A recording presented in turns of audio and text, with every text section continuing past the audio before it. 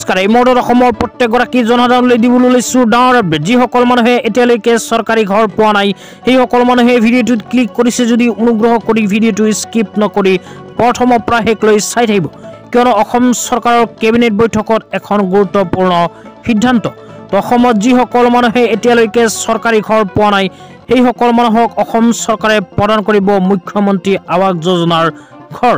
তো আপোনালোকে যদি এতিয়ালৈকে চৰকাৰী ঘৰ পোৱা নাই তেন্তে মুখ্যমন্ত্ৰী আৱাস যোজনাৰ ঘৰ পাবলৈ অনুগ্ৰহ কৰি ভিডিঅ'টো স্কিপ নকৰি প্ৰথমৰ পৰা শেষলৈ চাব। আৰু মোৰ চেনেলত নতুন হ'লে প্লিজ চেনেলটো ছাবস্ক্ৰাইব কৰি মোৰ লগত থাকিব আৰু ভিডিঅ'টো শ্বেয়াৰ কৰি আপোনালোকৰ বন্ধুবৰ্গক চোৱাৰ কাৰণে সুযোগ প্ৰদান কৰিব। অনুগ্ৰহ কৰি ভিডিঅ'টো এতিয়াই শ্বেয়াৰ কৰি দিয়ক। তো আপোনালোকে মোবাইল স্ক্ৰীনত চাব পাৰিছে অসম চৰকাৰে যোৱা ডিচেম্বৰ মাহৰ 21 তাৰিখত কেবিনেট বৈঠকত এনেকুৱা এখন সিদ্ধান্ত গ্ৰহণ কৰিছে চৰকাৰী ঘৰ প্ৰদানক লৈ। তো কি সিদ্ধান্ত গ্ৰহণ কৰিছে পোনপটীয়াকৈ আপোনালোকক জনাইছোঁ। অনুগ্ৰহ কৰি ভিডিঅ'টো স্কিপ নকৰি প্ৰথমৰ পৰা শেষলৈ চাই থাকিব আৰু ভিডিঅ'টো শ্বেয়াৰ কৰি আপোনালোকৰ বন্ধুবৰ্গকো চোৱাৰ কাৰণে সুযোগ প্ৰদান কৰিব।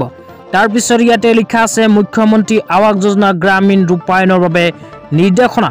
মুখ্যমন্ত্ৰী আৱাস যোজনা গ্ৰামীণ ৰূপায়ণৰ বাবে নিৰ্দেশনাৰ অনুমোদন কৰিছে অসম চৰকাৰে। তাৰপিছত লিখা আছে MMAYG ৰূপায়ণ পালন কৰিবলগীয়া প্ৰধানমন্ত্ৰী আৱাস যোজনা গ্ৰামীণৰ কাঠামো। তাৰপিছত ইয়াতে লিখা আছে এটা ঘৰ একক ইউনিটত খৰচ হ'ব 1,30,000 টকা, যিটো পোনপটীয়া লাভালাভ হস্তান্তৰৰ জৰিয়তে 3টা কিস্তিত প্ৰদান কৰিব অসম চৰকাৰে। তো যিসকল মানুহে মুখ্যমন্ত্ৰী আৱাস যোজনাৰ চৰকাৰী ঘৰ লাভ কৰিব সেই সকল মানুহক অসম চৰকাৰে 1,30,000 টকা পোনপটীয়াকৈ নিজৰ বেংক একাউণ্টত প্ৰদান কৰিব DBTৰ সহায়ত। তাৰপিছত লিখা আছে 95টা কৰ্মদিনৰ বাবে হিতাধিকাৰীক বৰ্তমানৰ হাৰত MGNৰেগাৰ মজুৰি প্ৰদান কৰা হ'ব। তো যিসকল মানুহে মুখ্যমন্ত্ৰী আৱাস যোজনাৰ চৰকাৰী ঘৰ লাভ কৰিব সেই সকল মানুহক অসম চৰকাৰে 1,30,000 টকাৰ উপৰিও কিন্তু জব কাৰ্ডৰ 95টা কৰ্মদিনৰ টকা প্ৰদান কৰিব।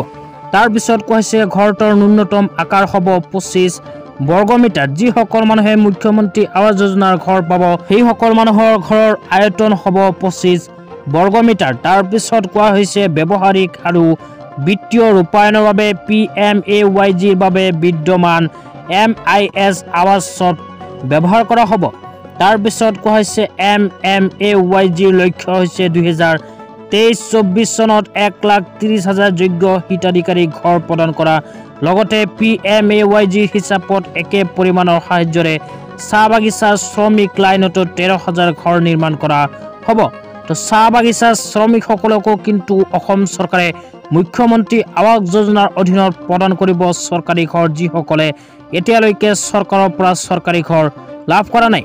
তাৰপিছত আৰু কোৱা হৈছে 10% অতি দৰিদ্ৰ হিতাধিকাৰীক আৱাস চব ৱেটিং লিষ্টৰ পৰা নিৰ্বাচিত কৰা হ'ব। তো যিসকল মানুহে আগতীয়াকৈ চৰকাৰী ঘৰ আবেদন কৰিছিল কিন্তু সেই সকল মানুহৰ নাম ৱেটিং লিষ্টত অন্তৰ্ভুক্ত হৈ আছে, তেনেকুৱা 10% মানুহক কিন্তু অসম চৰকাৰে মুখ্যমন্ত্ৰী আৱাস যোজনাৰ চৰকাৰী ঘৰ প্ৰদান কৰিব।